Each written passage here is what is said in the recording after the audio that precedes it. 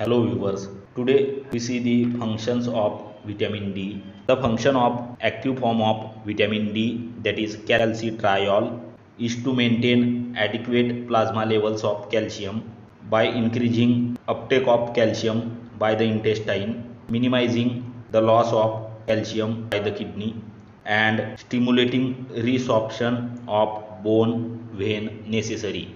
In addition, calcitriol is involved in insulin secretion synthesis and secretion of parathyroid and thyroid hormones. It inhibits the production of interleukin by activated T lymphocytes and immunoglobulin by activated B lymphocytes, as well as differentiation of monocyte precursor cells and modulation of cell proliferation. In its action, it behaves like a steroid hormone binding to a nuclear receptor protein.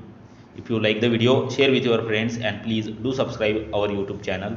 Hit the bell icon to get update of latest notification from our channel. Thank you.